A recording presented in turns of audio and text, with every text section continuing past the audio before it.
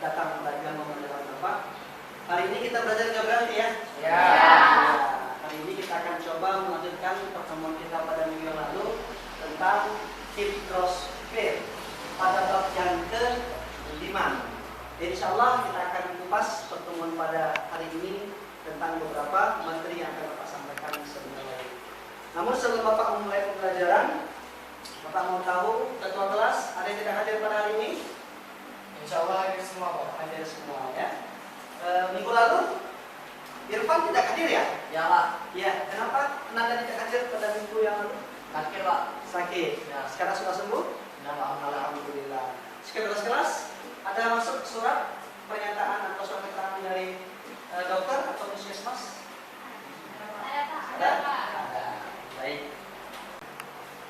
Baiklah anak bapak semuanya, kita akan memasuki materi pembelajaran pada siang berbahagia ini dengan materi siklus hidrologi. Silakan Anda perhatikan slide yang di depan ini, akan Bapak sampaikan, akan Bapak tampilkan beberapa slide. Anak bapak semuanya, saat ini Bapak akan menyampaikan beberapa slide tentang materi siklus hidrologi. Tampilan slide ini akan Bapak berikan secara bergantian atau bergiliran. Nanti masing-masing di sini akan kita ketahui apa yang akan kita bicarakan pada siang berbahagia ini. Tujuan pembelajaran kita pada hari ini adalah yang pertama menjelaskan tentang pengertian hidrosfer. Yang kedua menganalisis siklus hidrologi. Dan yang ketiga adalah menggambar siklus hidrologi. Untuk menjelaskan tentang pengertian hidrosfer ini nanti akan kita minta satu persatu memberikan pertanyaan terhadap slide gambar yang akan Bapak tampilkan. Yang kedua menganalisis siklus hidrologi. Ini juga nanti kita akan lihat melalui sesi tanya jawab. Dan yang terakhir adalah secara berkelompok nanti masing-masing perwakilan akan memberikan gambar tentang materi siklus hidrologi. Nah, untuk tampilan pertama ini kita lihat ada gambar terdiri dari 4 tampilan. Ada 4 gambar. Yang pertama kita lihat ada sekelompok warga sedang mencuci di kali atau di sungai. Berikutnya ada anak yang sedang menenggak sebuah air mineral dalam kemasan atau botol.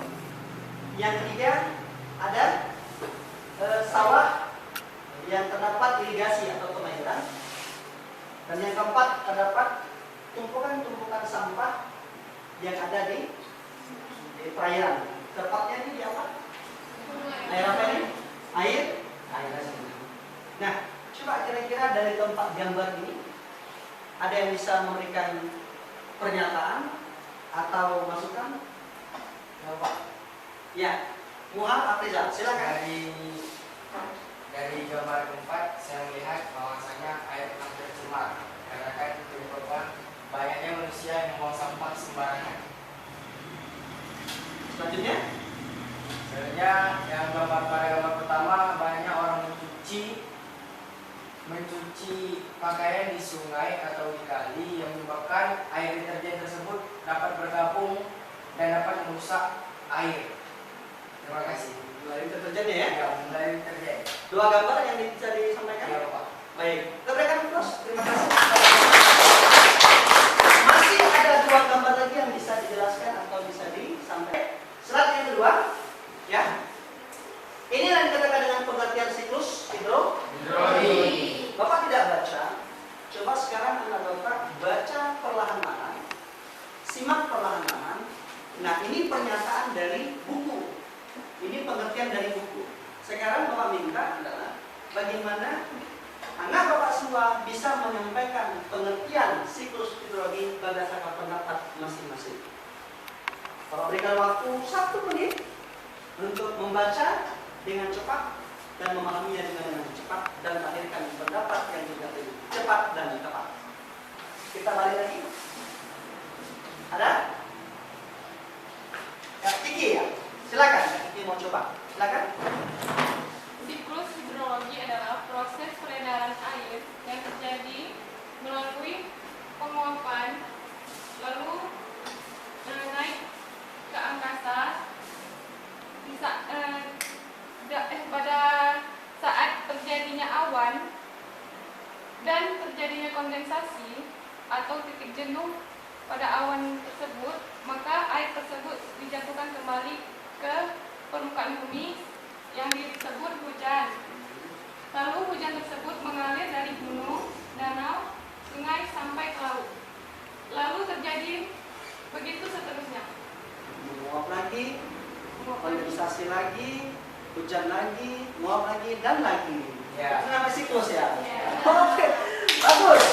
Selamat buat pernyataan dari pengertian siklus hidrologi. Itu baru pernyataan yang memang sampaikan secara pribadi, namun nanti secara kelompok bersiap-siap juga. Nanti butuh satu orang yang akan menyampaikan berdasarkan gambar yang ada di tiga slide ini. Oke, sekarang ada 3 buah gambar. Ya, gambar yang pertama ini adalah siklus pendek. Nampak? Wah. Yang kedua siklus sedang. Ini siklus sedang. Yang ketiga adalah siklus panjang.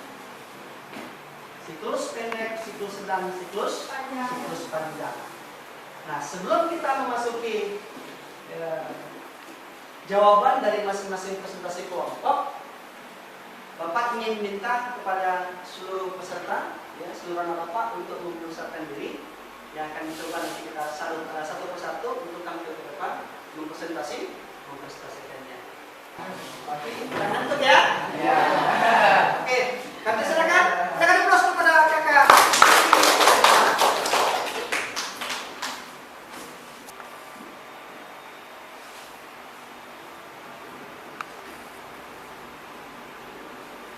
Siklus air pendek terjadi saat matahari menyinari permukaan bumi, terjadilah pemanasan.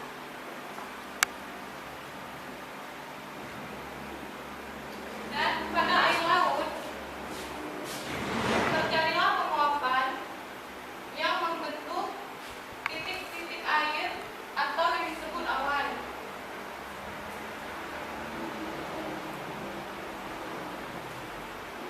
Pada saat awan itu terjadi proses kondensasi atau di saat awan tersebut sudah penuh dan terjadilah titik jenuhnya, maka awan tersebut menjatuhkan titik-titik air kembali ke laut atau yang disebut hujan. Demikianlah proses siklus air pendek. Oke, sekarang kita akan terus dan terima kasih kepada silakan.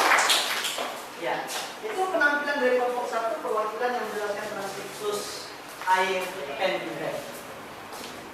Lanjut kita ke kelompok berikutnya tentang siklus air sedang.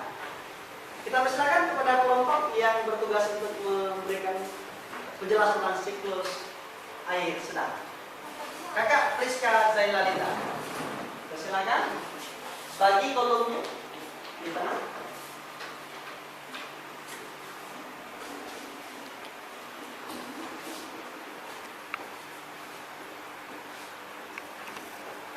Baiklah, teman-teman, saya akan menjelaskan proses siklus air sedang. Penguapan air laut tersebut membentuk titik-titik air yang melayang di angkasa atau disebut juga awan.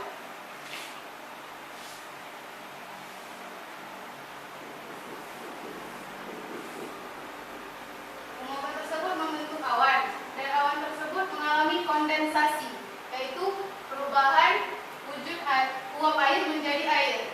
Awan tersebut lalu dibawa angin ke daratan.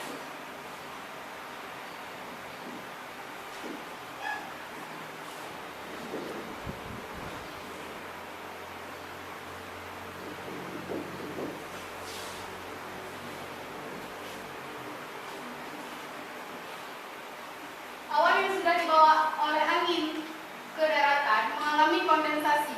Awan yang sudah terkondensasi akan mencapai titik jenuhnya, sehingga awan tersebut menjatuhkan titik-titik air ke permukaan bumi. Bahkan di dalam bumi sekalipun.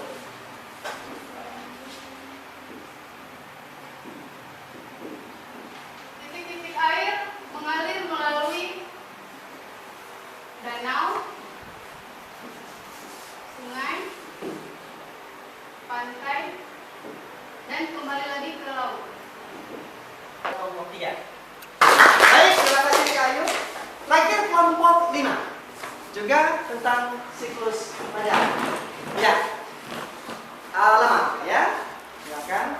Wah, tadi 4 putri cewek sekarang yang paling ganteng ya? Iya. Oke, sama laki-laki ya. Mungkin beda nih. Ya.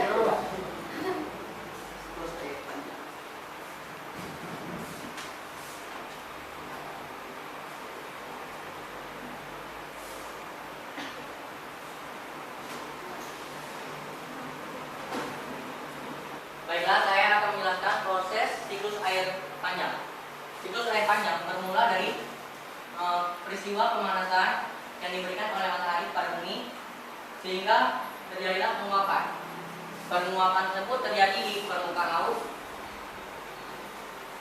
dan juga di darat, tepatnya pepohonan. Penguapan yang diberikan oleh pepohonan disebut juga dengan transpirasi. Transpirasi yaitu perubahan uap air yang diberikan oleh Tuhan menjadi awan, lalu ke lautan, dan begitu seterusnya. Ya, itu penjelasan dari kelompok 5 tentang siklus panjang. Baik, anak bapak semuanya, kesempatan bertanya masih diberikan kepada seluruh anak bapak. Masih ada kira-kira yang mau bertanya tentang kita? Ya, silakan. Saya Siti Umaya Kanza, saya ingin bertanya, apakah ada pengaruh pemanasan global terhadap siklus air? Ya, terima Adakah kasih. pengaruh global warming atau pemanasan global terhadap siklus hidrologi? Oh, bagus pertanyaannya. Silakan bos. Yang tidak disebutkan. Baik, anak bapak semuanya yang bapak sayangi, kesempatan pada hari ini kita sudah masuk kepada tahapan mengakhiri pembelajaran. Dapat bapak simpulkan bahwasannya siklus air atau siklus hidrologi pada pokok bahasan hidrosfer itu merupakan salah satu ya materi yang sangat berharga berguna bagi kita karena langsung kita rasakan dalam kehidupan sehari-hari. Air adalah sumber daya kehidupan, energi kehidupan yang sangat besar dan sangat berpengaruh. Tanpa adanya air maka tidak adalah kehidupan. Air adalah sumber kehidupan.